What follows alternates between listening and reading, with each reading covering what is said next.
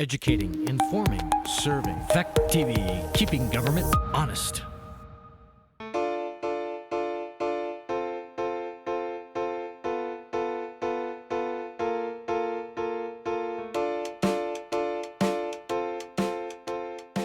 All right, so we have a second. So all in favor of adopting the agenda as written, say aye. Aye. Opposed? Okay. Now we have the minutes of May 4th. Do we have any additions or corrections to the minutes of May 4th? I just have one question. Okay, where is that, Stan? On page 2, just past halfway, it's under VOCA. You talk about a safety officer. You talk about the a town highway crew and the town hall. I'm just wondering about the cemetery crew. Don't they have to fit in there somewhere? They included? Yeah, they should have. So we want to add cemetery crew to this? Well, right now it's only been Walter working. Yeah. He's the But crew. when he's working, I will remind Walter that he has to do the same. But he's still a crew. Yep, he is. James will be back, I'm assuming. I don't know what his time frame is, but he will be back. Okay, I'll remind Walter. Okay. Okay. Any other additions or corrections? We got Alan's name right today? Looks like it, finally. Okay, good. All right, so Been a let's have a couple motion to years. accept the minutes as amended. So moved. Any further discussion? If not, say all in favor of adopting the minutes of Monday, May 4th, say aye. Aye. Opposed? Okay. Warrants. I signed the warrants yesterday. There was nothing out of the ordinary except I did question Kim this morning because there were two bills from what is it, Dominion, Kim, or whatever it is? Yeah. Yeah.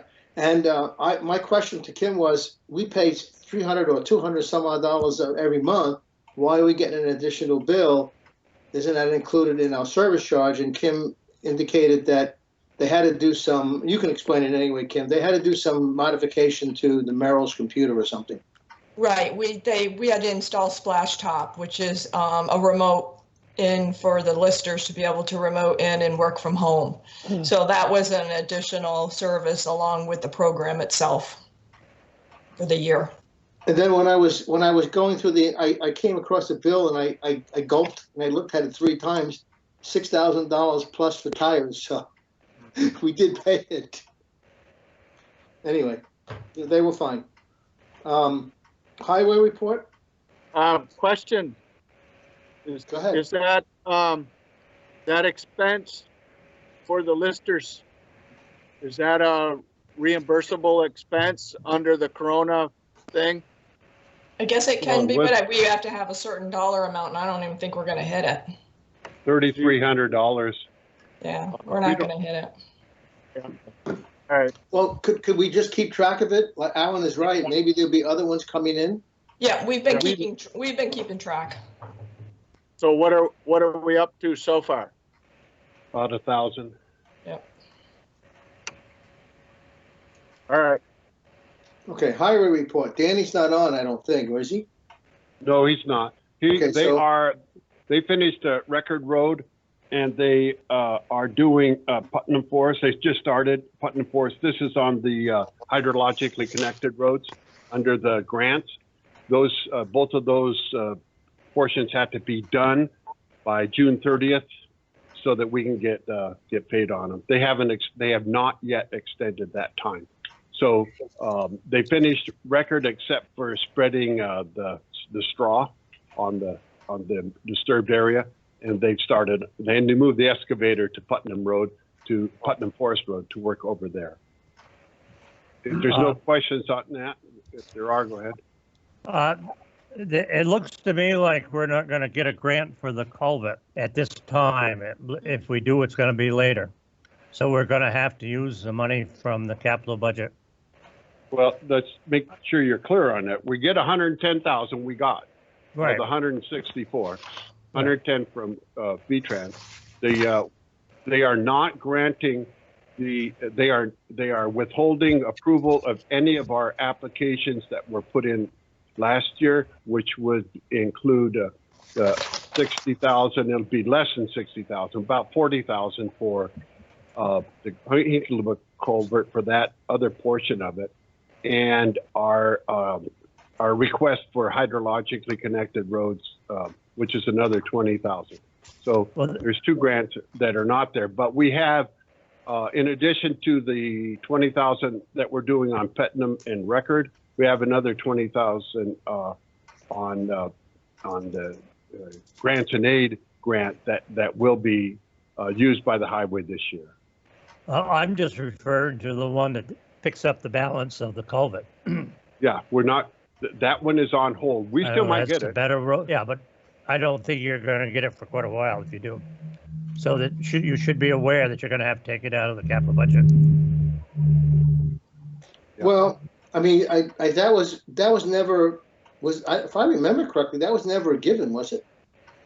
No, That was we haven't something got one of those grants. We have not got one of those 60,000 trust year grants since that program started. We apply every year for the larger grant. We don't get it. We didn't get it for Chester Road, and the likelihood of us getting it is not very good anyway. But we did not get it. I just put it in at hopes that we could cover the gap. Your plan is to get the 110,000, you said? We will get the 110,000. Okay, that so is committed. put into the capital budget the rest of the money to do that culvert. So it's in the budget over and above the 110. Correct, yeah. Yeah, and if we get to 60,000, then that's a gift. Yes. I have a question of Danny. Is the road still posted? Because the signs are still up. Posted I for- think he means to take them down, Joe. Okay, I just, they were still up, and I didn't know whether or not he didn't unpost the roads or the roads are unposted yet. You might want to remind him. Okay. Okay. And also, somebody wants in. Wait a second. Also, Dottie. on the paving, the paving bid is out, and it'll come back for you to open on June 1st.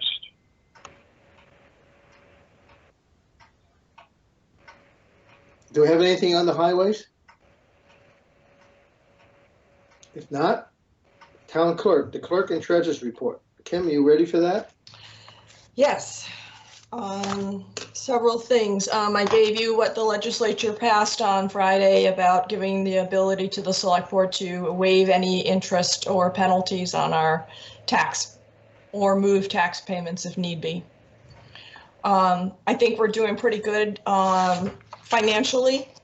I haven't heard a whole lot from the public of having any type of difficulties paying. I'm sure there are some out there maybe not coming forward.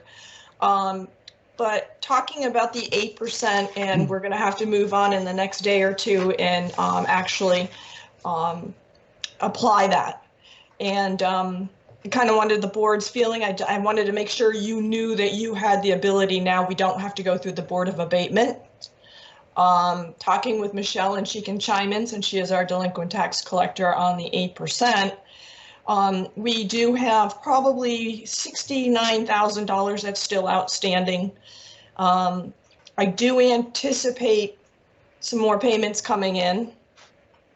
Probably 37,000 of that is something that I've seen them on a late delinquency before for a short period of time, so they could possibly be a repetitive.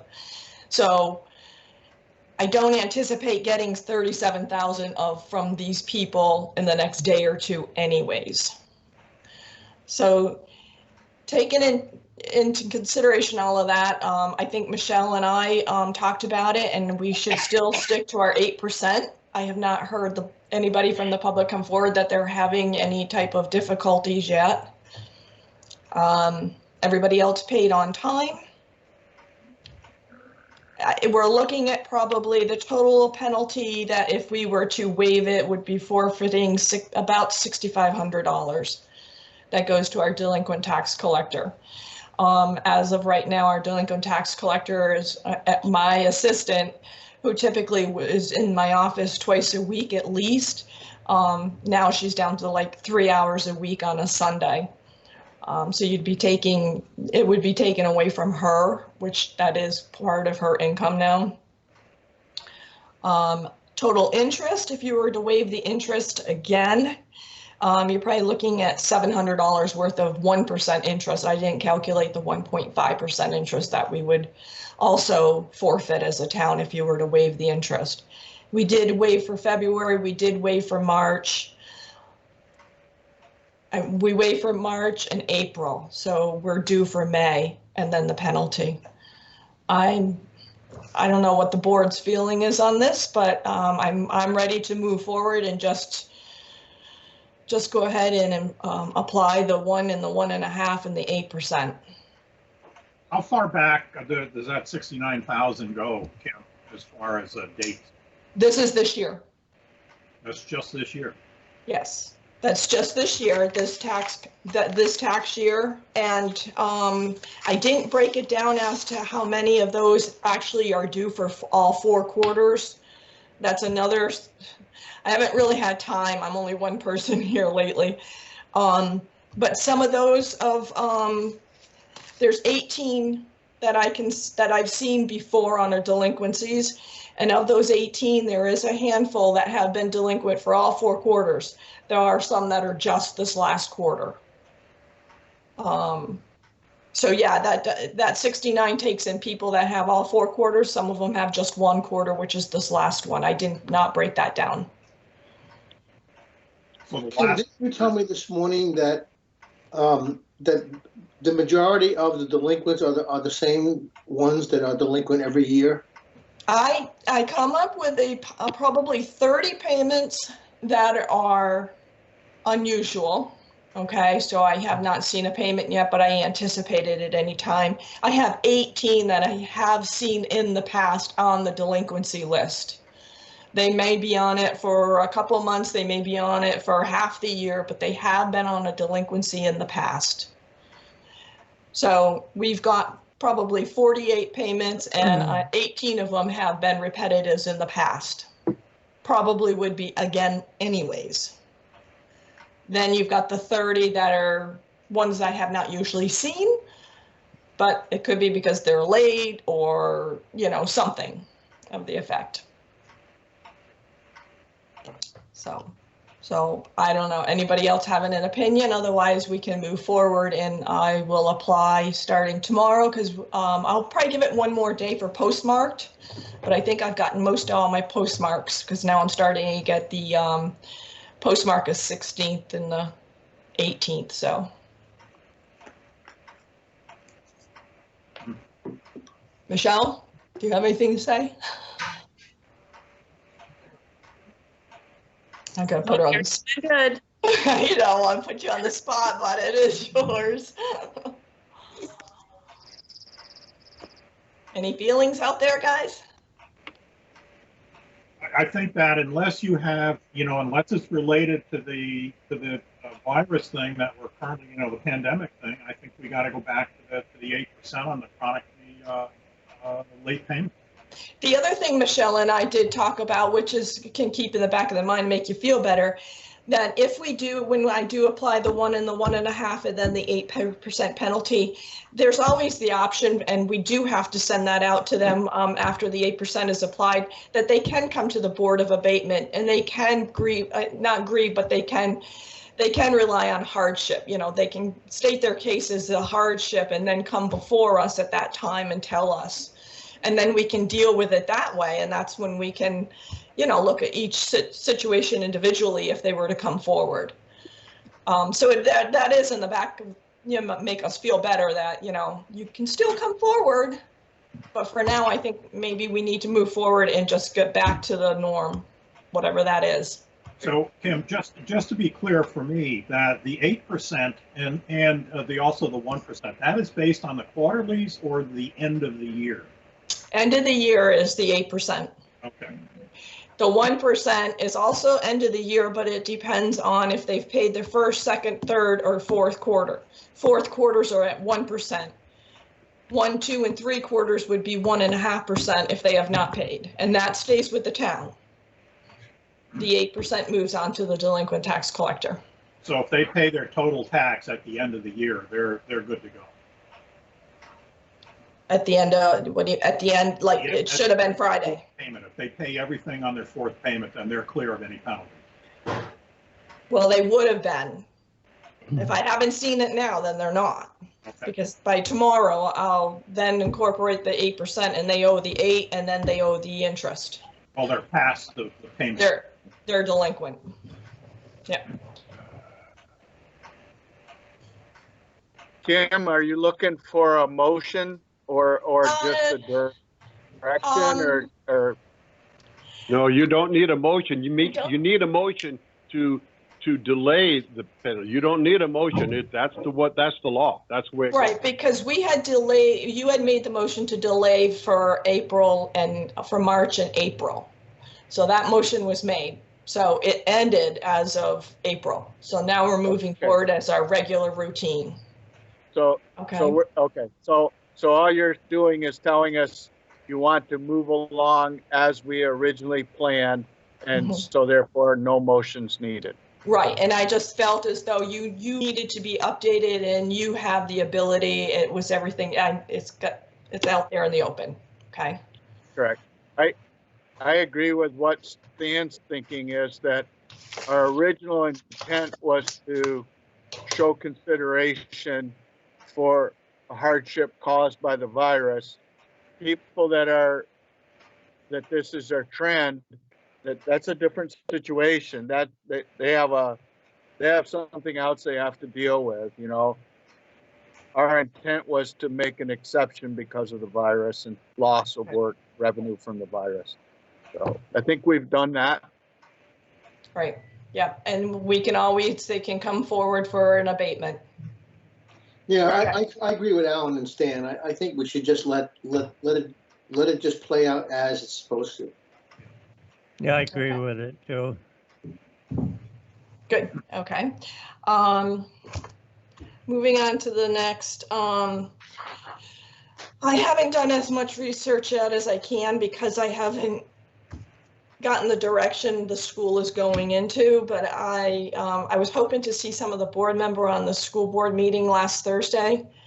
But I did sit in on the whole thing. It was very painful because they just don't know what they're doing and we don't know, and they're relying on the clerks to decide what to do about the school vote. For April, we're very torn about whether it's going to be a vote by drive up.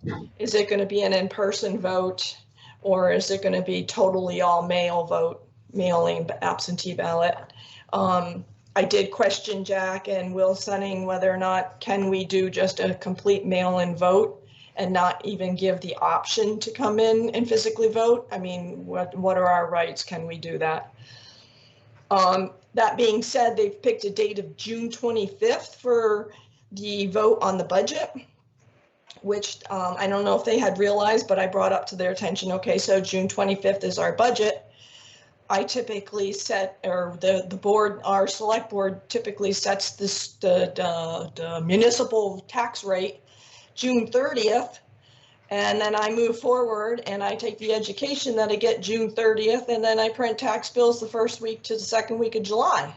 Well, if we're not going to have a school tax rate until June 25th, they have to wait 30 days before they can give me the final tax rate to make sure nothing comes back about the vote before I can then set a tax rate to send out tax bills. So we're looking at another month late.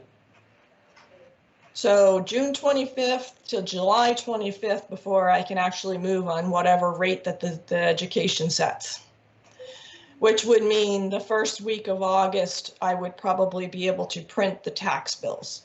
Typically they're due the second week of August. Once I mail out the tax bills, they have to, by statute, have 30 days notice before first tax payment's due. probably looking at first tax payment being moved to September.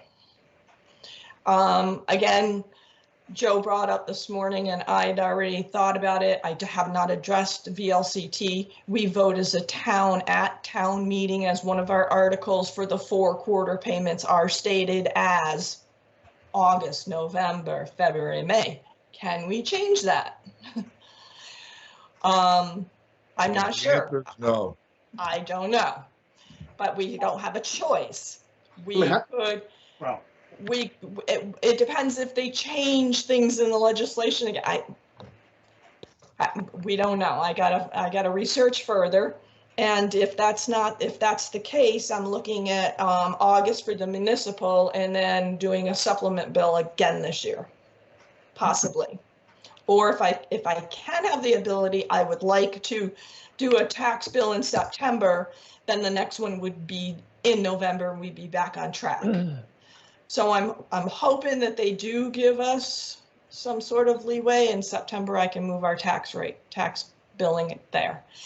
So that being said, and because we may not get all the funds in like we should on a quarterly basis, looking at the financial portion of it for the beginning of our 2021 tax year, we have to be extremely mindful of how we're spending, because we're going to have to work the town for approximately 3 months with no revenue coming in. what would be the borrowing aspect of it to cover those taxes that are Not coming in? I'm not sure. It's more figuring I'm gonna have to do. I'm assuming we should be okay, because we have enough money with the unanticipated funds that we usually end up with at the end of the year and the general fund. We do have quite a bit of money in our reserves. I know that all of our money sits into one account, so excuse me a minute. Our one account does have all of the monies in it, but it's our accounting system that actually breaks it apart. So it's rob Peter to pay Paul. It's like, we can still take from the capital budget because the money's sitting in there. It's just how it's allocated. So I think we should be okay as long as we've got that money and we've got our reserves that we could lean on, and the balance sheet would just look kind of funky for a little bit. I have 2 questions. I just don't see how you can just override the town vote. Well, that's what I got to find out. Because that means that anything you vote at the town meeting and you want to change, that's something that I don't think you can do unless the legislature changes that. That's what I said. I got to check and see what the legislature changed, because they changed the 8%. And typically you can't override the 8% if it belongs to the delinquent tax collector, but they just did that on Friday.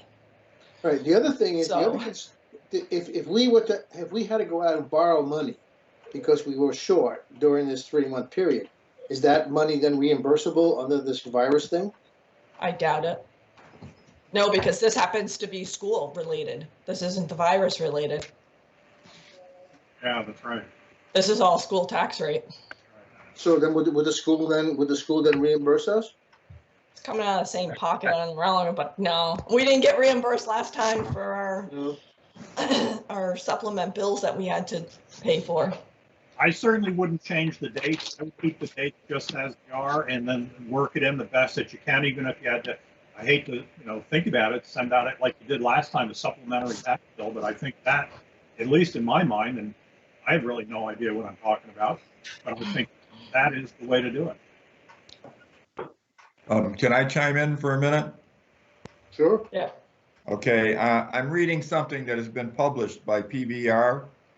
There is no specific law to allow select boards to explicitly change tax payment due dates, as these dates are voted by the town at town meeting. However, there are several actions the town can take that affect taxes and tax payments. Taxes are due on the date and by the method the town voted at the town meeting. However, state law requires that tax bill notices still be sent to the taxpayer at least 30 days before they are due. Therefore, the tax collector, in consultation with the select board, can decide to wait until a later date to send out tax bills. In this scenario, taxes would be due 30 days from the date the notice is sent. If the tax bill be sent out late, then the town should be very clear as to when they will be sent and when the taxes will be due. So you can decide to send the bills out later, and you have to make sure you set the date, which is 30 days later, and when they will be collected. But you have that ability. You can, and they will not allow changing the dates that were selected in the town meeting. Right. And in September, when we did it the last time, both towns changed their dates that they sent out their bill. And both Athens and both Westminster opted to, instead of doing a supplement tax bill, they actually moved and collected at a different time. They sent out notices, but they collected at a different time. We chose to do a supplement tax bill. The other thing that you have bears in mind here is that, yes, we're voting on the homestead municipal tax rate and budget on June 25th. It may get approved, it may not. If it goes down the tubes, who knows what's going to happen. But we do not have, and the state has not set a non-residential tax rate, which is the biggest rate for collecting taxes in this town. And that, what we're hearing, will not be set probably before August 1st, which means educational tax rates aren't going to be available until, like Kim is saying, the first week in August for printing bills for educational taxes. So either you decouple your municipal taxes from your education taxes, or you're going to have them all coming at once. And I think Kim wants to keep them together. Is that correct, Kim? Mm-hmm. Yeah. She wouldn't want to send out bills strictly for municipal only and then have to send out the educational tax bills at a later date, because it would be probably confusing to most of the people. And double, triple the work us to keep them separated. So just to keep that in mind, we're working on it as we're working, and Hardy can verify he's been attending the school board meetings. That's correct. They're just as confusing as we're talking right now. There's just nothing straightened out. Emails flying by today. I still don't know what to think. Would it be Kim? Kim or Hardy? Would it be advisable for the town to, if they can, tell the school that they want a show-up meeting where we can get the thing done without the huge expense? Because we're going to have an expense on collecting, but we're going to have an expense on voting if they're going to say we're going to go to ballots. Just have everybody show up one day over at the school. We can stand 400 feet apart on the ball field and say no, and then go home. You know, I mean, that's all. This is stupid. I think the town can decide how they want to do the vote. I think as long as then let's decide. Well, then let's decide. Jack's last email that I just got about a half an hour to an hour ago, he'd like to see the 3 towns do it consistently, and the warnings all have to read the same. Oh. So we have to wait on that. So his feeling is that we should probably have a vote by absentee and send out a mass request. So they all get an absentee ballot request. So that means stuffing them all and sending them out to everybody. Wait for them to come back so we can then turn around and send out their ballot. Do everything by mail. What a joke that is. Well, not to mention, just so you know, there's 9 articles that they're voting on. They're not voting on just a budget, a yes or no. There's 9 articles. Now, do you not think we're going to get some questions on that? The other scenario they came up with is, that was Jack's favorite, is to do the mailings, which would require, we're a hand count town. So, well, somebody's going to have to help me stuff all these. And then when the requests come in, and then once I send out the ballots, and then when they come in, we all have to gather for counting. Somebody mentioned something about gathering to have an open meeting like Bill's referred to. They still don't feel that still doesn't go by the governor's rule of no more than 10 people at any organized meeting, whether 6 feet or not. He feels that's even more dangerous than doing the mailings because the exposure. The next thing is drive-by voting. Okay, so I guess you stand in one place. I find that more exposure. Maybe I'm reading too much into it. You're going to have multiple people in one vehicle. There's some people that don't drive. So how do you have a drive-by for those who don't drive? There will be could be 2, 3 in a vehicle. We're going to go up to the vehicle. We're going to have to speak to them. We're going to have to make sure they're on our checklist. Then we're going to have to go get them a ballot. Then we're going to have to hand them a ballot. They're going to have a board, a clipboard, and a pen, each one in the same vehicle. Pull over there. Then we're going to retrieve it. If they have questions, I'm going to have my head in there. Now, where's the privacy if you've got 2 voting in one vehicle? And I'm explaining, then take all the stuff back, clean the stuff before the next car pulls up. I don't know. I said I would work with whatever has to happen, but Well, Kim, why couldn't Grafton and Athens and whoever have their own meeting and vote like we always did? Why do we have to have this collaboration of and do it one time? What's the difference?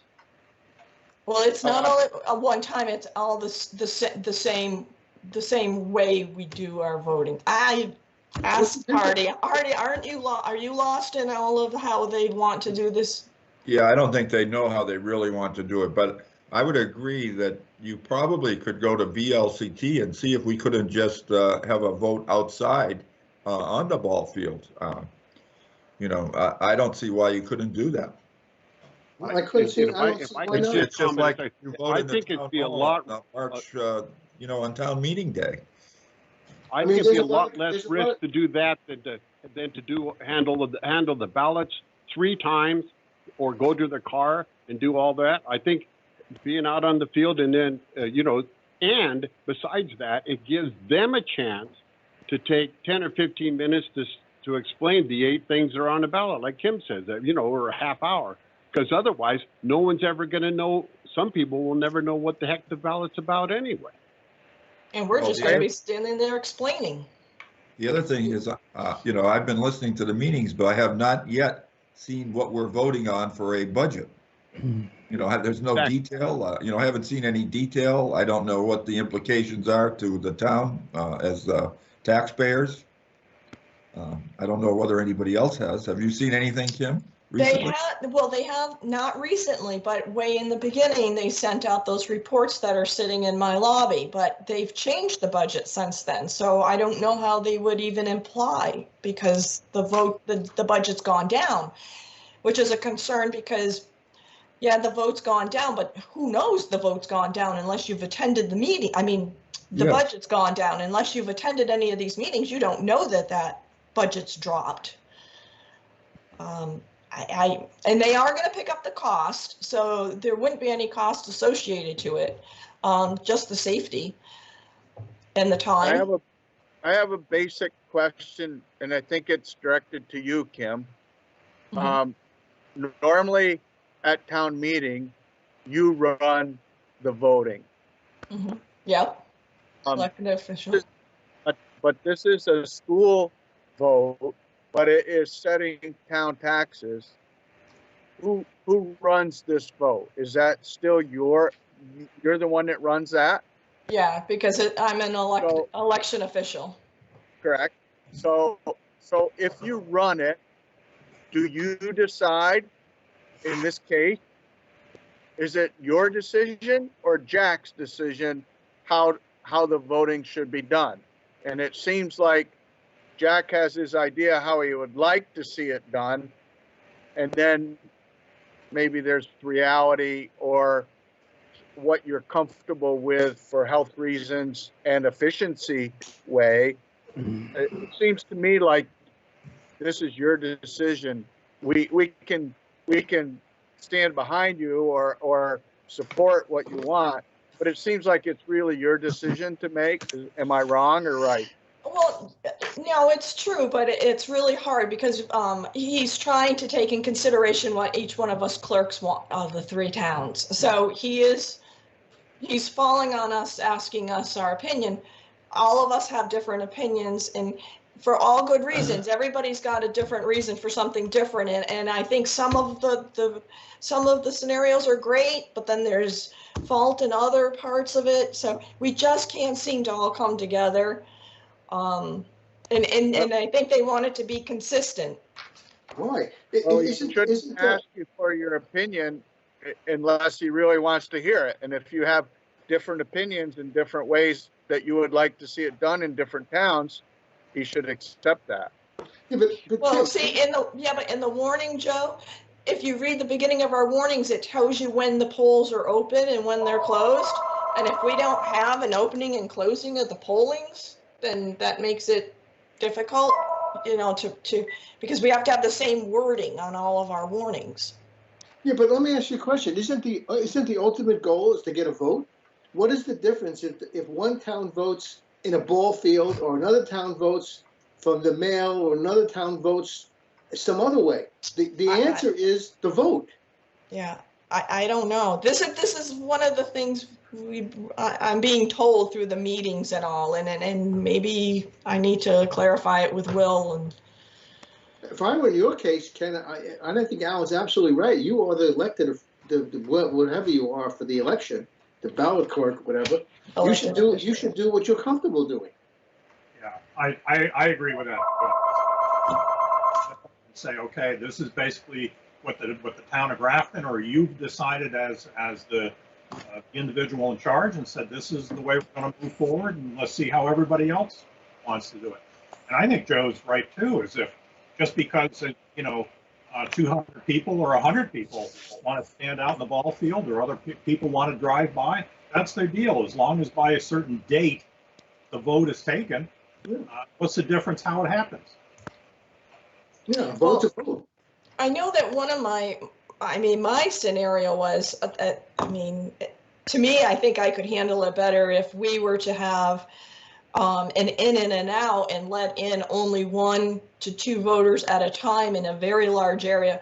Not that we can use the school, but for instance, if we had a building the size of like the gym, and you come in one door, you go out the other door, you stand on the red marks, I think I would be more comfortable being able to monitor something on that idea with full face protection and all, of just sitting there and not leaning my head in and not knowing if my hands are exposed in the items, and I could have more control over something like that. Well, you could set like that up down at the fire station. You got these great big doors. You can have one line in one door, go out the other door, and nobody's crowded together. I don't think that's a bad idea. And the thing with our town, our turnout is going to be so minimal. Yeah. I'm sorry, it's going to be minimal. Yeah. That I think I could manage it. Westminster, on the other hand, they've got 2,500 on their checklist. So, and they'll have quite a good turnout, I'm sure. But so that's kind of my thought of how I could handle it. But I got to wait and see what transpires with the emails. So kind of let you know, even though it's a little off the clerk and treasurer, but it's out there. Well, Kim, I can't speak for the board, but I speak for myself. To me, I think you should do what's comfortable as long as you deliver the vote. Right. I agree. Well, and we would definitely have to have your opinions because you are part of the BCA for counting. So. Well, I wouldn't mind counting as long as we're separated. We can do that. And gloves. So I'll see what Jack says. He has not gotten back to me. He was supposed to talk to the clerks after Thursday's meeting, and I hadn't heard from him, only some emails, and I'm sure he's right out straight. I'm sure everything's so confusing to him too, trying to figure all this out. I think you're gonna have the best luck if you're proactive with Jack and your counterparts.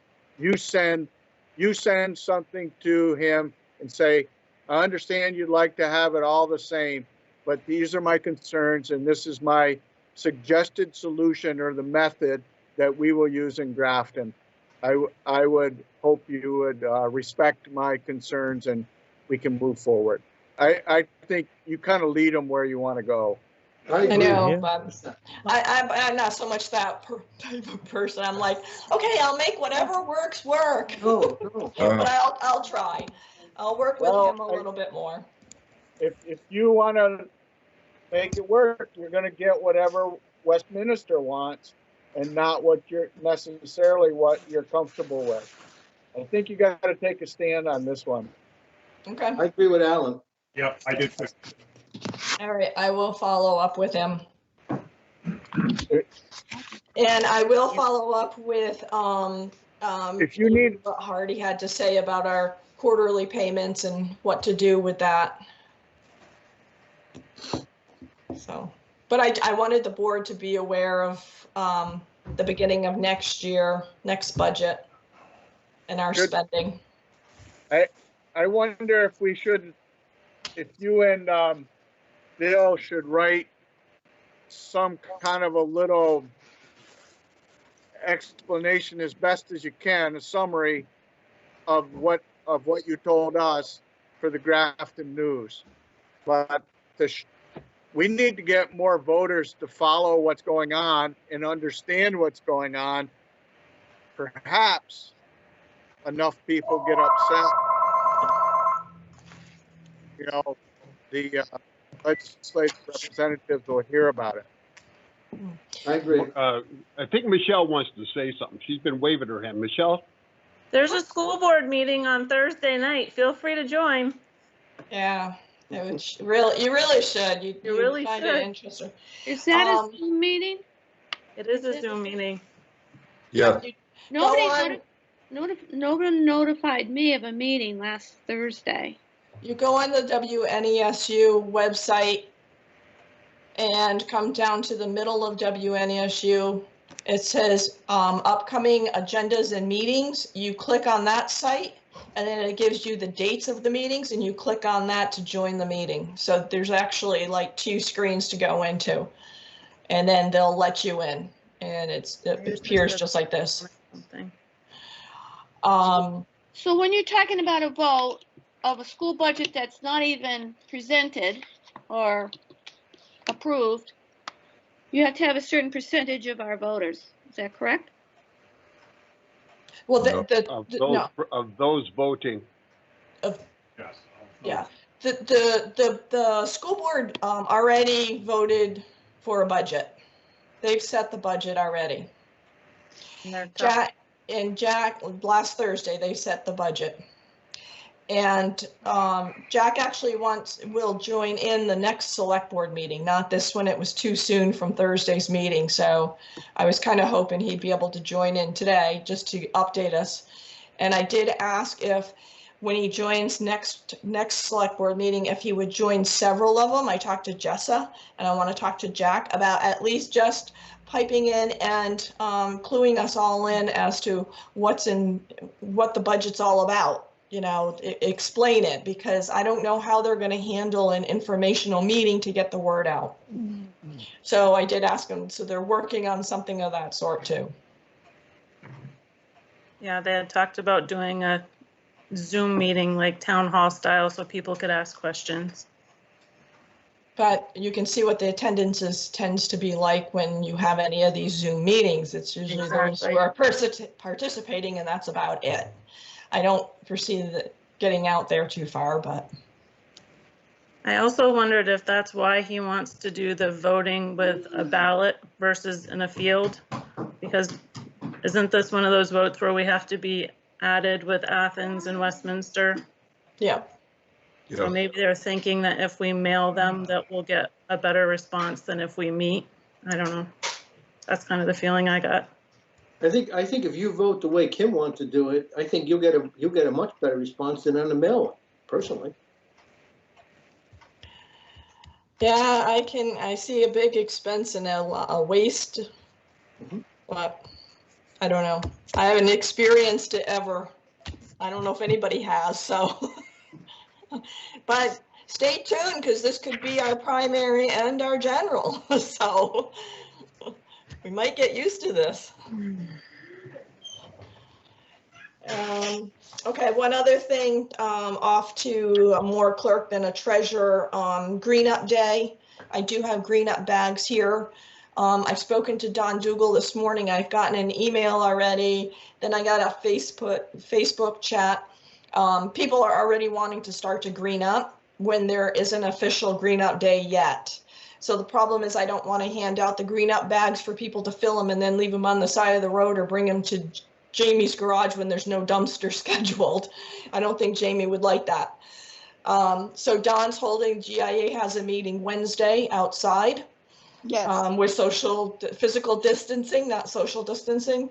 And Don will keep me posted Thursday as to what the decision will be. And then I'll let everybody know that I've got the bags and I will leave them out on the porch. But that's where we are for Green Up Day so far. We've already done ours. We brought them down to the transfer station down in Bells Falls. We paid for it. I mean, it was $5 or whatever. We've already done ours. Well, and the governor at one point said that it was going to be the 30th, and then someone heard, Dawn had heard it was canceled, and then it was bring your bag out, pick up what you can, and then bring it home with you and you dispose of it. But then you've got the safety of picking up beer cans and bottles and stuff that other people have touched. So You're going to have that anyway, no matter what date you do it. yeah, I know. But that's the GIA's department, so I'm just updating Right. you. So, okay, and I guess I'm done. Kim, I got a comment and a question for you. Back in 2011, during the flood of Sandy, I asked the town if they would come up with a line of credit of $1 million. In case the town didn't have the funds to pay the contractors, then we would have a source to go to. Has anything been done since then? And if not, is there any interest now? We sort of touched base a little bit on that because Bill brought it up to me. I guess you talked to him about it. And we've never had a line of credit. The only time was when we had Irene in 11. That one, we did have an issue with that one bank. Actually, we didn't, a lot of other towns did too, of not being able to borrow. And then we did switch to another bank. As for a line of credit, I've never had to set one up, and I'm not really sure if we would really want to set one up because I think it's pretty easy to borrow monies during an emergency now. Well, John?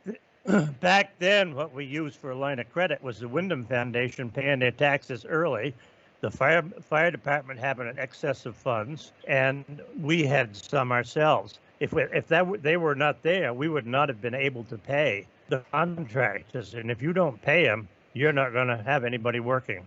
And I don't know what's wrong with having a line of credit. But that was way back in 2009, or that was in the early 2000s, because we had no problems when it came to Irene in 11. The one bank wasn't cooperating with a lot of the municipalities, and then a lot of them switched to another bank and had no problem getting it at all. But I think times have changed since Sandy from Irene, and then I don't foresee. I mean, but I will have a conversation with Hope, who I work with at Community Bank, and see if there's such a thing. But John? Yes. When you and I were on the board back in the 90s, didn't we have, maybe I'm not remembering, but didn't we apply, or I know we talked about a line of credit? Yeah, we did, but it was a much smaller one. Okay, but we did, it was probably with a different financial institution too, Oh, because right. we no longer have them. I've switched. But I don't know if I can comment, in 2011, we tried to get that money through TD Bank, and they didn't even know how to do it. That's when we found People's, and People's did it immediately, like in a couple days. So, John, Kim's going to talk with Community Bank and see if there would be any issue in the case of an event like that. But when all that happened, I talked with Beth Pierce, the treasurer, who is in charge of all the banks in the state, and she then had a meeting with the banks in order to educate them that they can make the emergency loans to towns based on their tax base, and therefore there should be no delay like we ran into. But we ran into it because our bank, and then TDS Bank later, 2 weeks later, called and apologized for not being competent enough to do the work that they should have done. So, But- so but I don't you- think it's an issue. I Well, think you all would- of that has changed over the times. That's Yeah, why. but you wouldn't run into any problem at all if you had it in place right now. I don't see anything against having it. What's the downfall of having it? Well, there could be some cost associated with it to reserve anything or to have it. So that Usually, would be the one thing I would want to check into. usually, Kim, with the line of credit, there's no cost. They give There's you, an Interest. they give Well, you an amount. There's This an c- interest cost and there's a setup cost. Yeah. And there's an annual cost. Right. The municipalities, I mean, you're looking to borrow like a large amount. So if they're going to hold you some aside for you, then there's got to be some kind of a cost. But like I said, I will call Hope and I will talk with her and find out. Okay. Anything else for Kim? If not, we move on to the school advisory committee. What's Yeah, I that just all want to about, put Bill? this up. I just want to put this up for a second. These are the ones that, these are the people that are willing to do it. And I think Kathy is willing to, if you can see that. And Kathy is willing to be the ex officio non-voting from the select board. Is that right, Kathy? Yes. Okay. You're fine with me.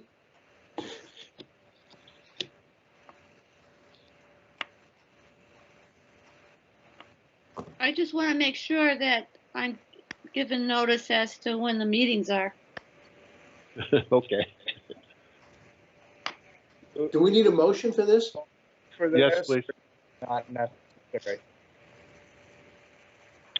I didn't hear that. Do we need a motion or? Yes. Or I make a Yes, you motion, need a motion to establish the committee and to appoint these people on the committee, including Kathy as ex officio non-voting. I make a motion that we establish a committee with the names that we see before us on the list, on the screen. Do you want me to read the name? Please. Hardy Merrill, Chris Wallace, and Rachel Plummer. Ex officio would be Kathy Ciano, representing the select board. Second? I'll second. Okay. Any other discussion on the motion? If we don't, all in favor of Alan's motion to appoint Hardy Merrill, Chris Wallace, and Rachel Plummer, and Kathy Ciano as the ex officio to the school committee? Say aye. Aye. Aye. Opposed? Okay. All right, Bill, what do you got on the virus? Anything? No, nothing much. Nothing more than what I sent out to everybody to say that the lodging has changed. You know, there's a lot of issues with it because it's very restricted. It's basically Vermonters can go on vacation in Vermont, and visitors, non-residents can come here, but they have to, and go on vacation here, but they have to quarantine for 14 days. Well, if that's the case, then they have to go home probably after 14 days. But if people have a house here, they can come up and quarantine for 14 days, then they can go anywhere in Vermont and go to any lodging in Vermont. Wasn't And, there a voting bill after they're here for 7 days? If they get a test, they're good also? If they own a house here, if they have a second home here, they can go after 7 days and get a test at one of those sites. They have to probably keep checking the Vermont Department of Health site. There is a testing being done in Springfield this weekend, or this Friday, I think, the 22nd. Yeah, Friday. And but they have to make a reservation. They don't have to have anything from their doctor. They don't have to have any symptoms. They just have to make a reservation. So I don't know where I don't know how full the place is. I know Brattleboro filled up last week pretty quickly. Okay, anything on the other thing on the virus? If not, the Village Park, Alan, you want to discuss what's going on there? Yep, couple things. I spent 2 days last week working on the village park. full days.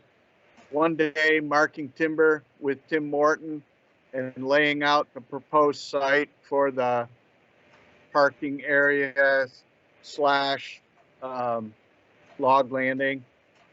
Timber volume, primarily ash, an occasional maple or something that needed to be cut in order for equipment for the ash, to get the ash out. About 17,000 board feet of ash, probably generate around $3,000 or so. Depends on what the value of ash at the time. We had hoped it would be a little bit more money. He was going to go back and talk with one of the contractors, loggers that he has worked with. I have not heard any feedback yet. Now I have some volume. I'm not sure that we can develop the parking lot for $3,000. I have to wait and see what he finds out. A lot of the initial work, though, is going to be to create the landing up there. That's all got to be cleared just for the landing, right? So then the 3,000 can be put in for gravel or something. Well, you're right. But in order for the log landing to be created, which later becomes the parking lot, there has to be enough timber value to justify doing the work to establish the landing. Follow me? The logger's not going to build a landing and spend $10,000 putting a landing in for $3,000 worth of timber. So I don't know what the costs are to rough in the landing. So that's the part he's got to find out. So we've made some progress, but we don't have all the answers yet on that. But there is some money, Alan, you know, from the logging up, so that could be used if you wanted to. I understand that. I would like it to come out as a wash if we can, and use the money for other things in the village park if we can. So that's my plan B, as you suggest, Joe. But I want to see if plan A will work first. Yes, I agree.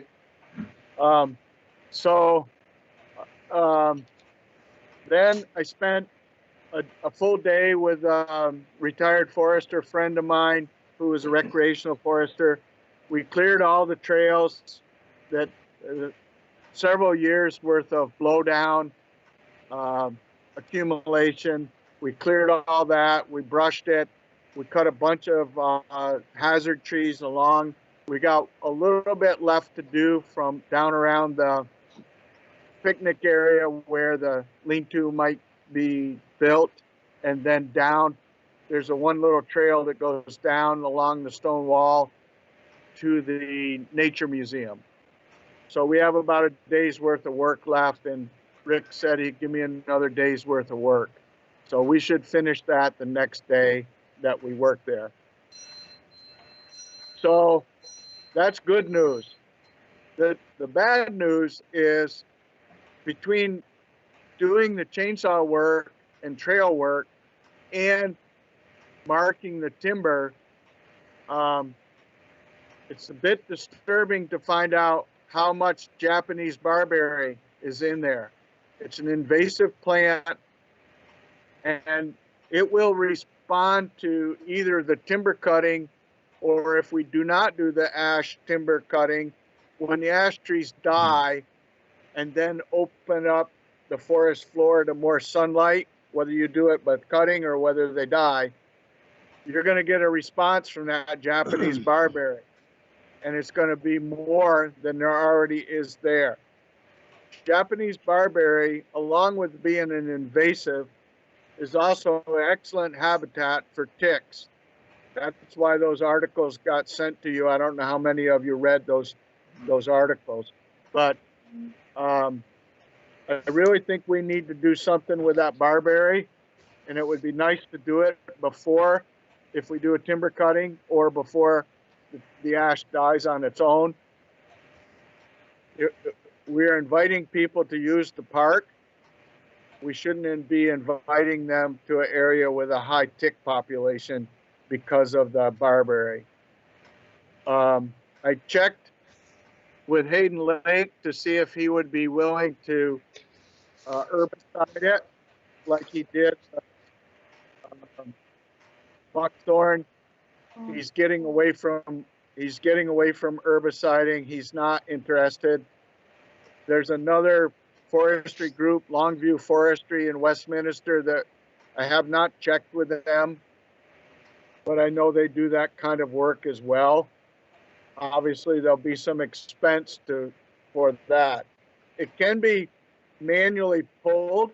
If there was a group of people that were interested to volunteer time and have a good back, they could manually pull it and eradicate it that way.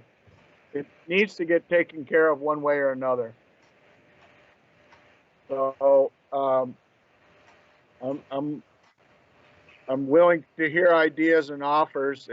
If you know of a group that's willing to volunteer, that would be great. I tried to drum up some interest from the museum, but I haven't heard back that they have a workforce ready, willing, and able. I don't know about having school kids do all the pulling and getting effective work out of a bunch of school kids. Hey, Alan, I got one other question, not having to do with exactly what you're talking about, but having to do with the piece of land up there. And we haven't done anything on it just because of the virus thing, but the town is still looking into the possibility of some sort of a sewage deal. Is there any land up there on that 50-acre piece that could be relatively level, or you could do a clear cut, and that could be part of the drainage system or dry, what am I looking for, leach field of the possible septic system? I really doubt it, Stan. In fact, one of the conversations Tim and I had as we worked in there, there's evidence of a lot of surface water in the spring of the year. We really have to pick and choose where you work. It doesn't look like a site that's good site for a leach field, no. In fact, if you look in the records, I forget the name of the family that originally owned it, and either donated it or we purchased it, the town purchased it, but their original intent was to have it as a water supply for the town. So water supply and wastewater, not two different things, you know, then I don't think it'd work there. Okay. Just a thought. Oh, I understand, but based on what I saw, no. Okay. So that's my update on the town park. I'll have more from Tim when he gets some more information. Any other comments before we move on? Al, what about community service high schoolers pulling the weeds? I would be okay with that if we could get some quality help. Yeah. Okay. How many of those do we have available? I don't know, Michelle, is that anything that you can find out or put on something out there to the high school? Maureen Parker could put something out to see if there's kids that need community service. I'm not sure that they do it now in the middle of coronavirus, but I can ask her. If they're going up on their own to do it, there'd only be a couple of people. I can ask her. Okay.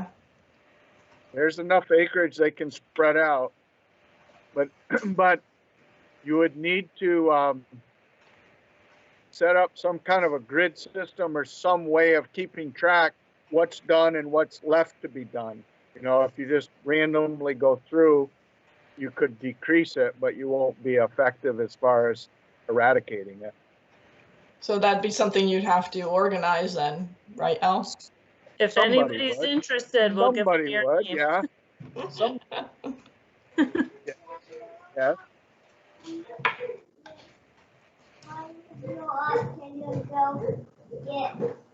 All right, so are we okay? We can move on? I'm okay. Okay. Similar, the tree warden policy.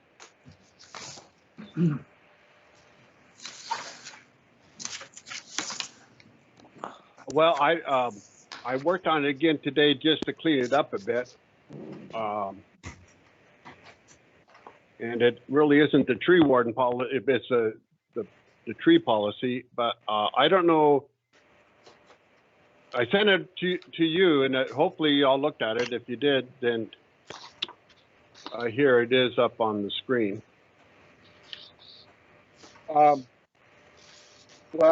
Bill, I appreciate the work that you've done, but at this point, don't we want to wait until,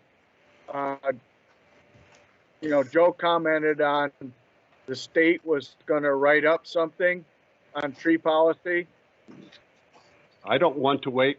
You can wait. I don't want to wait. We have trees that you have asked to be cut, and we have no policy.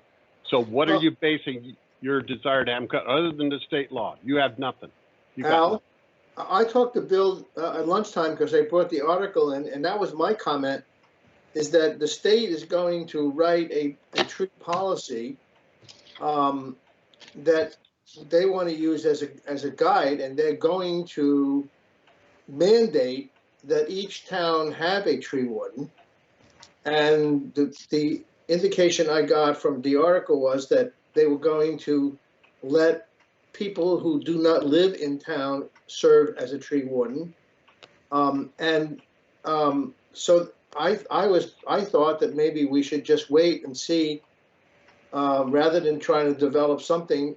Let's see what they're come up with, and then we could either modify it. Bill's of the opinion that we need to move post haste, and that's, you know, that's something we need to decide how you want to handle it. Well, the way I look at it is we don't have anything at this point. And I think I went through this thing, and I don't, again, not knowing anything about it, I don't see anything wrong with at least adopting what's here. You could always change it. I mean, they're looking at the whole thing as the state as part of the emerald ash borer, which is just a portion of what this whole thing is. I would certainly feel better if we had something on record than absolutely nothing. So I guess I intend to agree with Bill on this one, that if we adopt it, at least we have it, we can modify it later. I can agree to that. There's one thing that I didn't see at all, and I think somewhere in there should be, it should be mentioned, something about the notification of public utilities.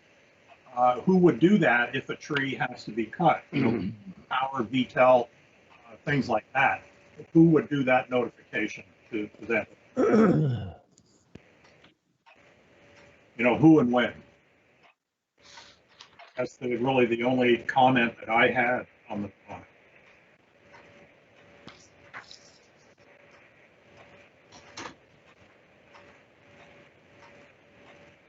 I don't know. Would that be the select board's obligation, or would that be the tree ward's obligation? Nothing in the state law talks about telling the public utilities anything. That's my first comment. My second comment, if you read this article and you read the policy that I wrote, there isn't anything different in this article this editorial that Carolyn wrote. It's exact same thing. The state law isn't going to change. Apparently, I don't know what she's talking about, because if you read the state law that's in there, it's all the same state law. If you have diseased trees anywhere, you can cut them down, and that's up to the tree warden. The only difference is there's probably a shortening of the time period of the notification for meetings instead of lengthening, and that would be about the only difference. I'll set that forward. and maybe they're rewriting it in order to convince towns that they really need to do this. Maybe that's the big change. But to get back to your point, if you are cleaning a right-of-way where it's a town right-of-way that has wires in it, I think you don't even touch those without calling. I mean, that's what you do right now. It wouldn't be any different. I just think it's a case if it's in there, so nobody can say, well, they didn't realize. Okay, I can put that in there. With that change, I'd make a motion that we accept this policy for the town tree warden with the addition of the notification of public utility. Okay, it's just a tree policy. It's not the tree warden. Okay, the tree policy. Okay.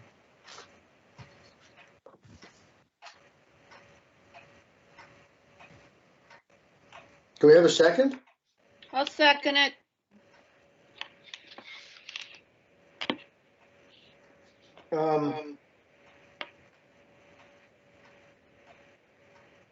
Alan, do you have any comment?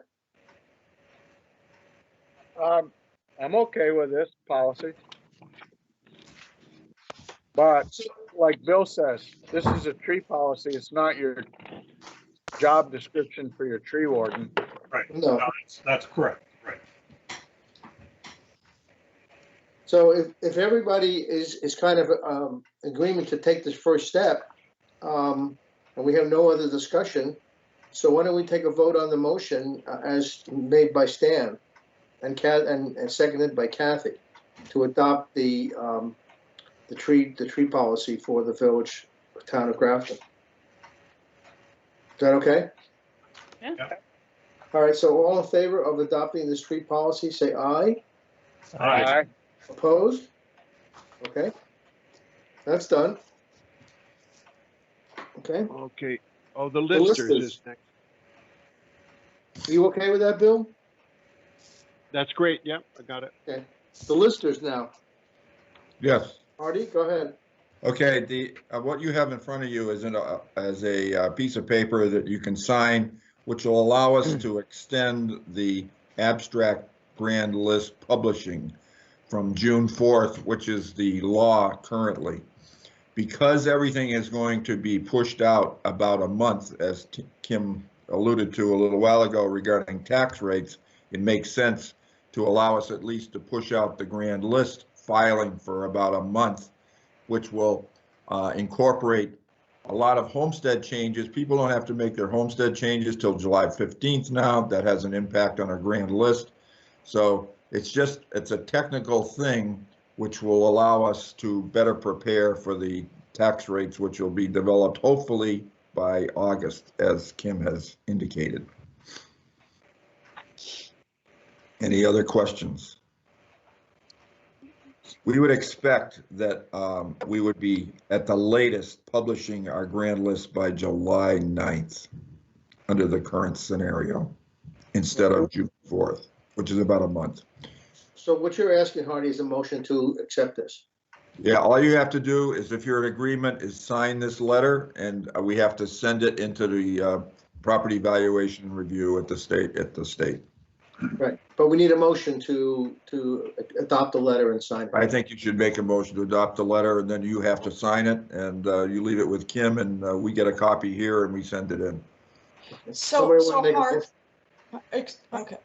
Can I add a little something too? Sure. Yes. We've been advised to do this, and if we end up not needing the extension, that's fine. But they've made it as easy as possible for all towns to extend. And this is kind of an anomaly to the usual thing that happens every year. Usually, anyway, so we've been advised by not only PVR, but our professional assessor that we should wait as long as possible. And by doing this, then that gives us the leeway to do so. Okay. Hardy, that's good with you? You agree with all that? Yes.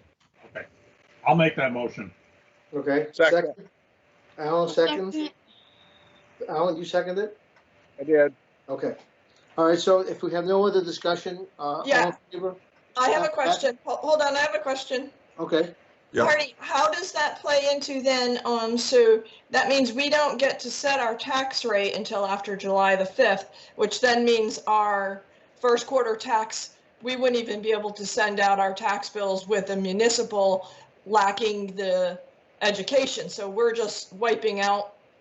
No, what it means is we can run it anytime you want. Okay, basically it's the ball will now be in the select board and your court as to when we run our grand list and start the process.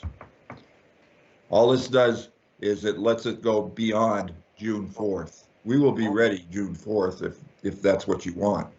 Otherwise, it can be later. But what it's going to do is mitigate any changes to our grand list related to late homestead filings, basically.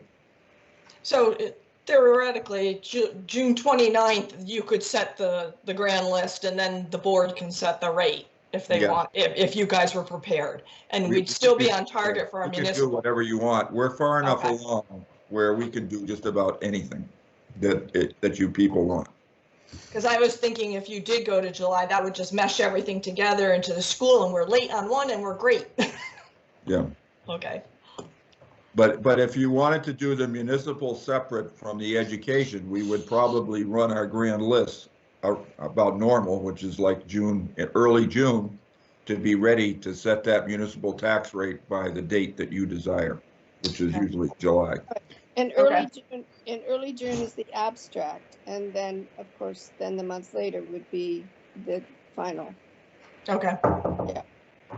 Okay. Hold on, I gotta go. all right, so if there's no other questions for Hardy or for Kim or Nancy, all in favor of the motion, say aye. Aye. Aye. Opposed? Okay. Bill, if you get the letter, I will sign it. Bill has the letter. Okay, now, okay, well, that's what I was going to ask. Is everybody signing it or just Joe? Or whatever. Just Joe, that's what it says on the letter. The select Okay. board chairman. Okay. If that's okay with the board, that's fine. If you want to change it, that's okay too. That's fine with me. Okay. All right, let's move on to the cemetery discussion. You all received some a sample policy. And Stan, do you have anything you want to add to this thing before we, since you met with Walter and Bill and all that, Kathy and whatever? I just got a bunch of questions on this that I think we either have to get back to Bill with and have a look at again. But that's okay. But I mean, you don't, there's nothing you need to report. That Oh, we- no. The only thing I do want to mention is John had a concern. I had in that letter that all the cemeteries were checked on a weekly basis. That was my goof. I didn't really mean to include Stiles on that one. I just knew there were 6 cemeteries, so I put in 6 there. I'm sure they don't go out there on a weekly basis and check. No, it's once a year, I think. That was my mistake. I think they're out there once a year just to clear. Yeah. Don told me last year that they go out there once a year through Wyndham. No, that was my mistake. I just put in that 6 just because that's how many cemeteries.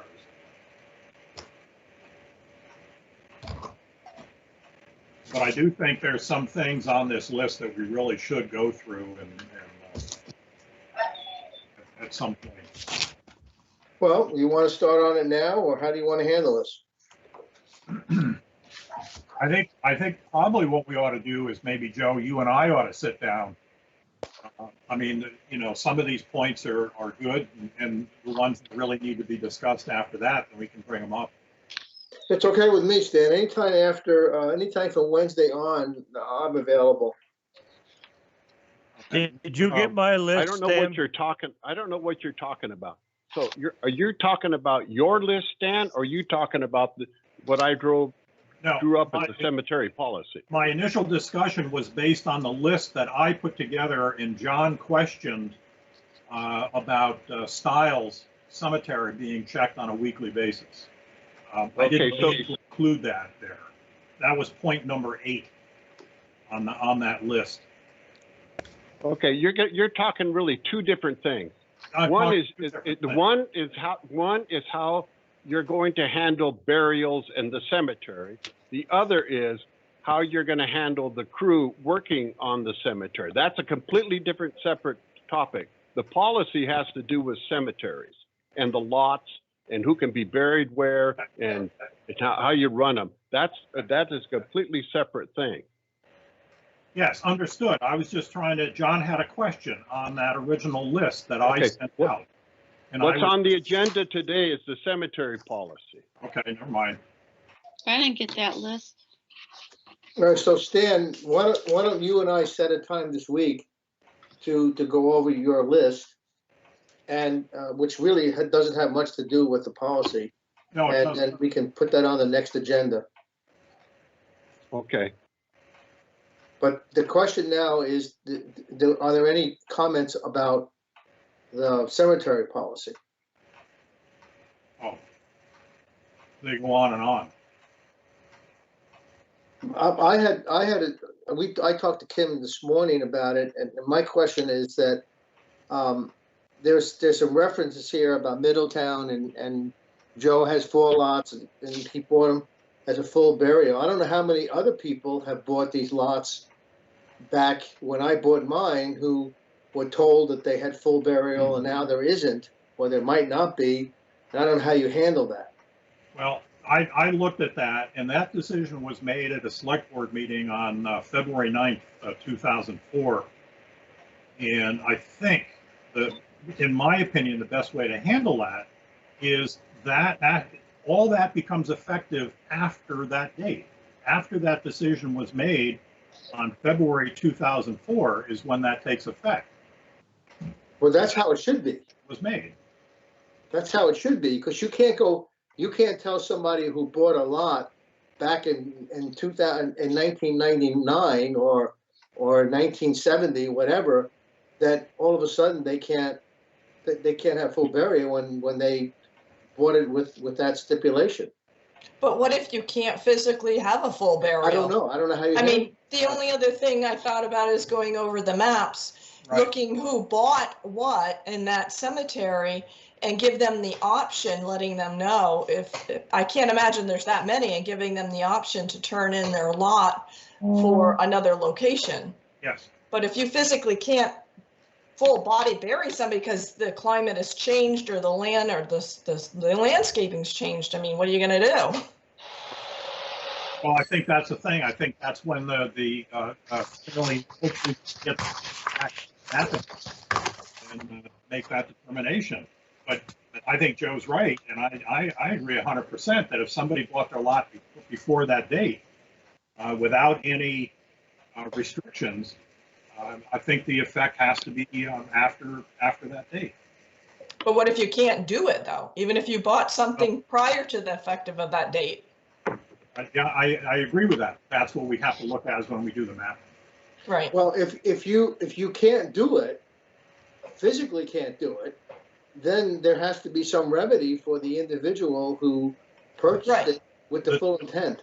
Sure, Right. the town, if that doesn't work, then the town can buy back that plot. And Yep. have the opportunity to find one some other place. Exactly. Yeah, there has to be some remedy. Yes.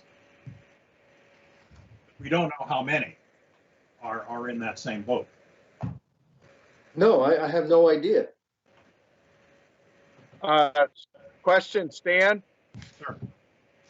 When you do the mapping that Debo's gonna do,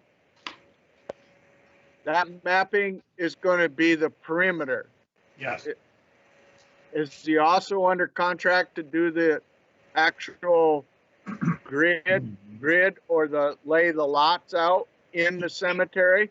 He may do a grid, but he's not going to insert names. What he's going to do is put in prominent features within that perimeter, like a major stone or a couple of major plots that you could use as references. And then hopefully what we do is during some summer, we get a college intern or somebody that, you know, is majoring in history or geology or something, then can go up there with the maps and then really do the absolute plotting. The only one he's going to plot, because it's so small, is Styles. When he goes out and does Styles, he then will plot each individual, because there's only, I don't know, 10 burials out there. Right. Well, where I was going with that was, if we are going to be able to create, or he's going to be able to create a document for us that would show the lots, and we could find out how many other people are in the same situation as Joe, how many of those sales were made before 2004, and how many sales have been made after 2004. It seems like that part we could find out, right? The date of when the sale was made. That could be done without a map.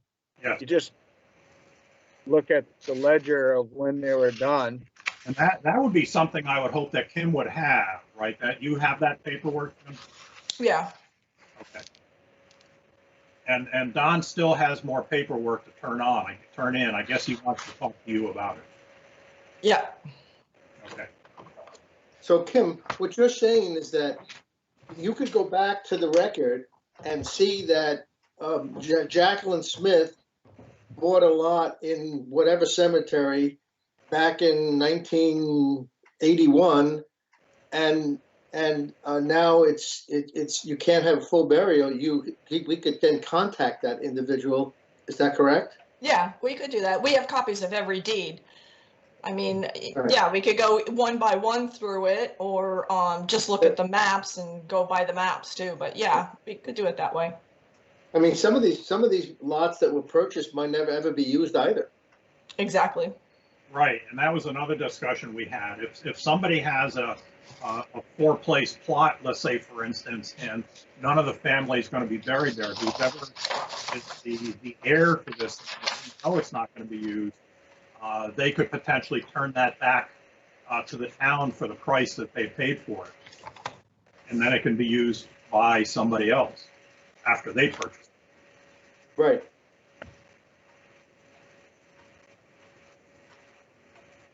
And that apparently does exist, at least in one, if not another cemetery. They bought nobody. Dan, was there any discussion with you and John about the care of the stones? Some of the stones are pretty historic. Well, that's one of the things that we want to discuss in the policy thing. No, well, I don't think you want to discuss it in the policy. It belongs to the people that put them there. And if the family doesn't want to fix them, you might want to talk to the Geographical Historical Society to get permission from those that are alive whose stones need to be done, and see if they want to fix them. But they belong to the people, and I don't think you want to change that policy. Otherwise, you're going to be fixing headstones every time someone wants you to. Well, I'm sure there's stones up there that there is no family left. I mean, there's a stone that's got to be 10, 12 feet tall, and it's on a pretty good angle. And if somebody doesn't do something with that soon, and again, I don't know the name, there may be family involved, but there's some significant amount of work on these big stones. And this is the village cemetery.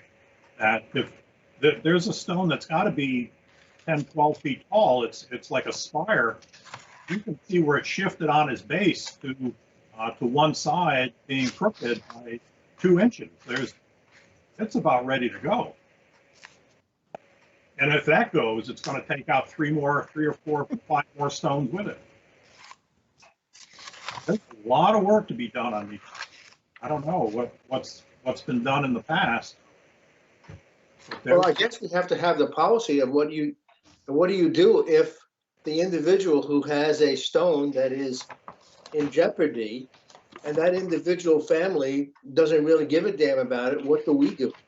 Well, and that's the other thing I questioned on this. Somebody buys a plot or a lot, whatever you call it. I would call it a plot, but a lot of times it's a lot. That's just a word, but is when they buy that, there's nothing in the policy that indicates that that lot will be taken care of forever by the town, or is it the responsibility of the person that buys that lot?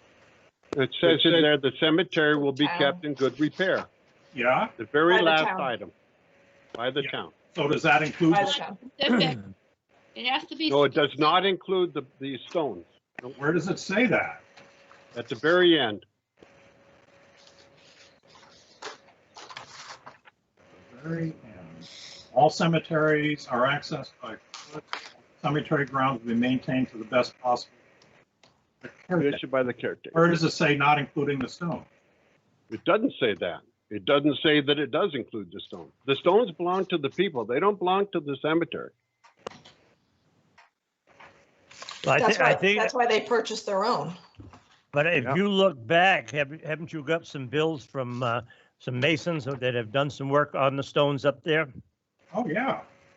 I mean, there's an old stone that's laminated together with aluminum sheets. I don't know who did that, but, Did the town pay for that? well, according to what I've been told by the caretaker up there, that they hire this guy Potter, who's some sort of a funeral director, I guess, and he hires people out to do the repair. Well, I know Steve has been up there working on them too, in the village one. He did, but just as you go through the gate, there's a big one there. He did some work on. It's got to be And who paid something. him? That's why I And who said paid him? the policy is really. Town did. We got to work on the policy. Well, a lot of cemeteries have what they call perpetual care, Yeah, where it's taken care of by the I guess whoever owns the cemetery, the town, church, or whatever. Which the trustee of public fund has cemetery lots and graves for sales, and then I have an account that's called care of cemetery graves. And that's where years ago, people used to put money in for perpetual care. Nobody gives to that anymore. So there is money sitting in that. that's stuff that just. Well, maybe you have to take a look at when you sell something, increasing the bits or doing something, you build up some service.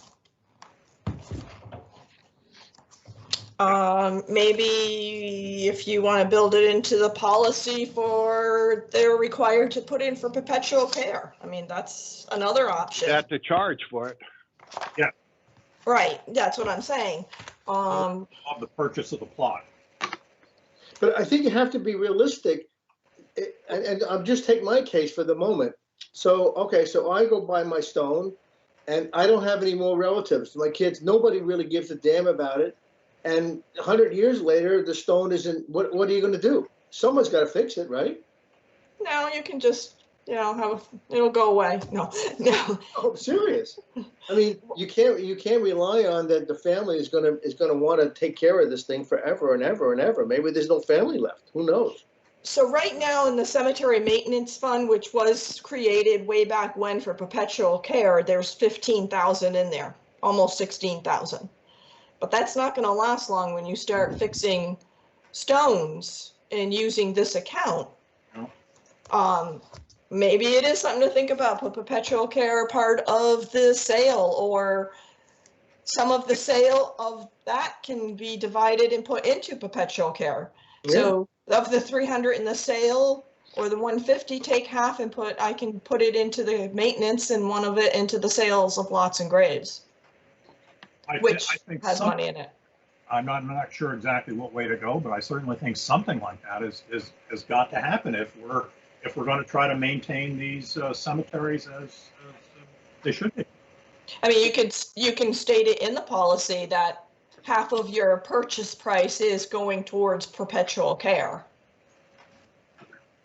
Yeah, I mean, I think you have to deal with this. I agree with Stan. I'm not sure what the proper way is, but I think you can't bury your head here, because there is going to be areas or times that you're going to have to do some maintenance on some of these stones, and you're not going to get the individual family to do it. So somebody's got to do it. Or you put a line budget in your budget Oh, that's the other way you can do it. each year. Well, good luck for that. Look where we're at right now. We don't even have any taxes. I mean, Well, I'd be very careful about what we put in for line items coming forward. Stan, did you I- ask, Go ahead, John. Stan, did you ask Walter or Don what is being done now? As far as the stone repair, Yeah, yeah, they just call this guy Potter. And he makes arrangements and somebody comes out and fixes them. And then That's town what I- pays, right? We didn't go into how it's paid for or anything, but that's what they do. I can and the- Why do we have to, when we have a caretaker, to me, you might be contacting this as Potter, which I don't know. And he's a funeral director and he contacts a stone mason or monument builder or whatever they call them. I don't know if he takes, if he charges for his services to make a phone call or not. I No, don't know if that's something they that- fix them themselves. The Potters do monuments. Now, they do it. so And- so and who pays the Potters? I'll research that. Probably it just gets submitted as a bill, and it probably comes out of the cemetery. Everything that Don submits comes out of the cemetery budget. Right. That's what I thought. Yeah, Yeah. and I'll take a look. And he's never gone over his budget, so The problem is if you go up and walk the cemeteries, you can see why. yeah. Okay, here is the way that Springfield does it. Can you see that on your? Yes, Yes. That's how Springfield does it. It's 300 So- bucks. Yeah, so if ours is 150, we could split ours and have part of it go to perpetual care and part of it for the sale. I think something has to be done like that. I'm not sure exactly. That something has to be. But you're talking about stones that are going to be there in the future. What about the stones in the past? yeah, that's the question. That's what you should be talking about. I think, if I remember correctly, I had a discussion with Don a long time ago, is that if a stone is in bad repair, he used to use a person in Springfield, and then he switched over to Fenton and Hennessy, I think, down in Bellows Falls for some reason. Springfield went out of business. Yeah, okay, so that's something happened. I don't know what happened. And he just calls them up, and I think, you're right, I think the bill gets submitted and the town pays for it. Yeah, he used Austin, Joe, Springfield, and they went out of business. Okay, because Austin did my markers for me. I know that, Mhm. because I paid them. Well, I think we got more work to do on this thing. Yeah, and then I think also my other question is, we have to decide about these residents and non-residents. I mean, we don't have a lot of plots left. I mean, can you restrict it just to residents or former residents, or I think there's got to be a more of a definite policy. Well, some connection to the town somehow. They used to own a house here or something to that effect. I'm not sure. I don't either. Something. The problem is it gets really subjective, and it's been really subjective when they've done it. It's not been a really good policy. So, No, that's why we have to do it. well, or do you? Or you need to find a cemetery. Yeah, and then like, question of who's going to do this? Like it says Cobb Cemetery. There's 8 or 10 but available by wet and perhaps only in late summer. Who's going to make sure that if Mary Smith decides she wants to be buried in Cobb's, and she buys a plot, that somebody's got to tell her that she can't be buried there until August. That whole section there that you're talking about right now, don't take what's in there as what's in there. Right. Somebody has to make all those decisions Okay, that's on what I mean. each cemetery. So maybe it is Burgess Cemetery, no full burial. Village Cemetery, nothing. Middletown Cemetery, no full burial. Pottonville, that's the only place that we can do right now. Cobb, no burials at all. Stilesbrook, done. So I mean, that's all what you got to do, and then we got to find a cemetery. Right.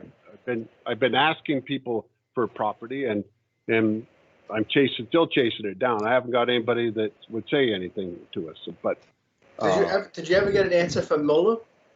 no. Okay. Try him again. Well, I've tried him by phone. I've tried him by letter. I don't think he wants to respond. So there you are. I guess you can only do so much. If he doesn't want to respond, you got to figure it's a no-show. Yeah.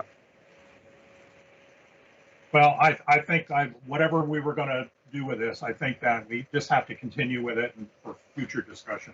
Okay, then I want two of you to work on it in the near future, period. Well, Because otherwise we're never going to do this. we Well, certainly Stan- decided that Joe and I were going to do this. So Okay, Stan, then do it. we can start on this thing, and we can have a meeting once a week or whatever we need to do it, and give the ideas, and then we can have it for the next select board meeting again. Sure. Okay. It works for me. And you can do it on meetings. It worked really good to do it on meetings, Okay. on Microsoft meetings. You'll have to show us how to do that. No, look, Stan, do you have a problem if we go 6 feet apart and talk about it? I don't. Stairs. Okay. Okay. Yes. Are we all done Alrighty. with cemetery now? Yep. Okay, what's the executive session for? Do we need it? Yeah. Well, I don't know. Do you guys want to talk about the personnel in the cemetery or not? Oh, Stan, are you ready to talk about it?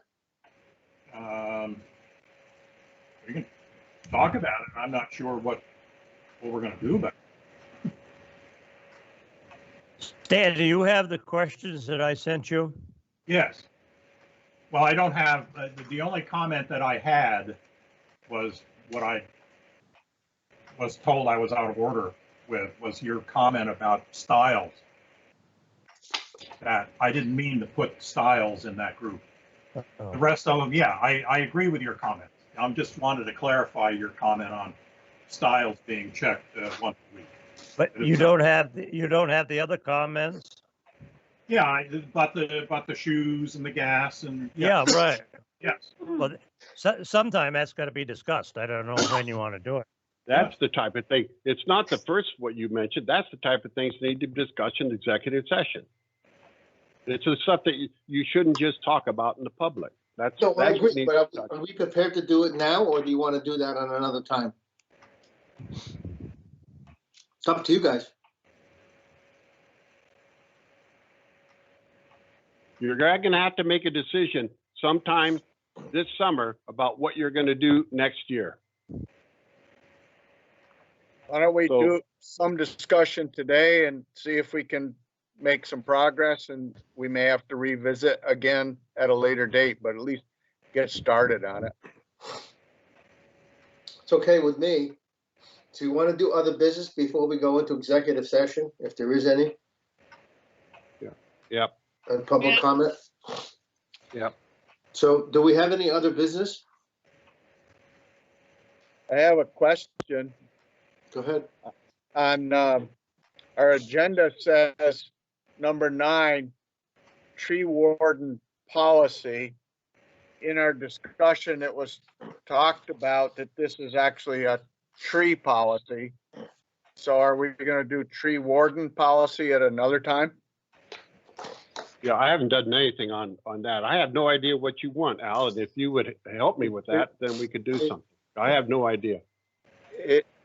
Everybody's assuming I want to be the tree warden. It's not what I want. It's what the select board wants. The I do not want to write a job description for a tree warden and then I become the tree warden. Oh yeah, well, he wrote the policy for himself and now he is it. You know, I want the select board to make a decision. This is what we want the tree warden to do in Grafton. I look at it and say, yeah, I can do that, or like, no, somebody else ought to do that. Oh, okay, but I think if the article that I gave to Bill this morning is the state is trying to write the tree warden policy, not a tree policy. So maybe what we should do, since we have the tree policy, we don't have a tree warden policy. Let's see what the state comes up with, and then we can modify it or accept it as we want. Okay, did they give a timeline when that would be coming out? No, but I think what I got the impression from Carolyn Partridge, that is something that they're trying to deal with this year. When, I don't know. The House just passed it in the second reading. They have a third reading this week. They're supposed, which she expects it to be passed, and then it goes to the Senate. So it's probably going to happen this year, or if it gets rejected, then we can go forward without it. Well, I think that article was talking about two different things. It was talking about the ash borer, and then it was also talking about a policy that has not been anything done with since 1904. And Correct. I don't, if you wait for the legislature, you're going to wait forever. It's not going to happen. We got to do something on our own. Well, but I didn't read it that way, John. I read it that the legislature was going to do something about the tree warden policy this year. I don't believe it. Well, you're probably right, but the legislation, the session will be over fairly. We should know in a month. No. Supposed to. Yeah. So why don't we just put it on for next meeting? Let's see what happens. Okay. So do we have any other business? Other than that question? No? Oh, what about that generator? Okay, let's talk about the generator. I remember having the discussion, and it was decided that since the building's there and the generator's there, and we've always paid for it, that we should continue to pay for it as we did before. So Pretty much. Now, the only question I had is, didn't we pay the last bill? Wasn't it $900 or something the last time we did this? no, this, if you see the date on this bill, that's why I think that this is the same bill, and I was pretty sure we told them to go ahead and fix it, because the date on the bill is December 9th. I see. On the estimate. Yes, you're right. I didn't even see that. So maybe that's what I'm referring to. The only thing that is not on this, though, is the state certificate, which I think is another $100. No, this is a repair. This is a completely different thing. Okay. This is not their service. This is a repair. Okay, so it's not the inspection. No. So what about annual maintenance of the generator? That's separate from this, Kathy. This is what they found while they're doing that, and it needs to be fixed. But did we get a maintenance bill? Yeah, we have that. We used to get that, I think, in the summer, but it's been a while since we got it, but I'm sure it's coming. Well, we dealt with that last year. Remember, we tried to get a different company to do the work, but the company has to be certified. Yep. Bill, that was this bill. Bill, what did that say if they had no response from us within a month? Then what happens? Then they're not going to do the work. That's right. So if that's they figure December, we don't want it done. It is May now. Yep. Yeah, I don't have to fix it. I mean, it's our generator, but the school generator, it's ours, whatever, whose it is, but it's got to be fixed. No. Oh yeah. No, you got to do it. So We have a choice. last October is when we paid the $908 for maintenance. So there was a $900. Yeah, 908. That So includes the $100 certificate, right? Yes, and that's a complete annual service, parts, labor, and mileage included. But that's all for just the maintenance. This is above and beyond in an estimate. Yeah, I thought there was a $900 bill. Yep, you're right. And Stan, I think we tried to find another company, and we were unable to because of the certification requirement. And the size of it too. I don't know who this is Brookfield. I mean, you got the one down in Powers. down in Keaton. They won't do it. They won't do it? Nope. Yeah, Will they Coder do it? probably got trouble. I I remember I talked to Coda, I talked to Powers, I talked to all of them, and I couldn't find anybody else who would do it. Because When they did you don't have talk- a certification. And I don't think Coda will do it because they're not big enough. Yeah, but they're into generators now. In the last 2 years, I bought two 14,000 off of them, and they repair them and, you know, and do the annual maintenance.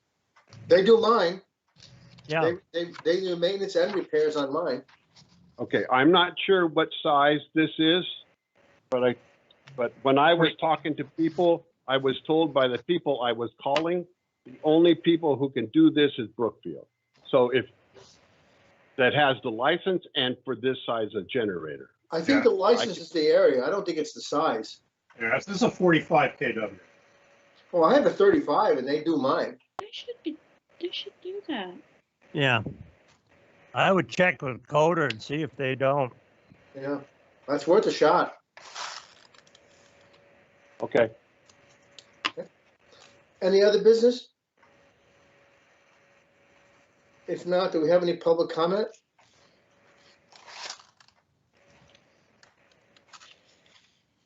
Public, are you having any comment? No? Okay, if there's no public comment, then we need a motion to go into executive session. So now,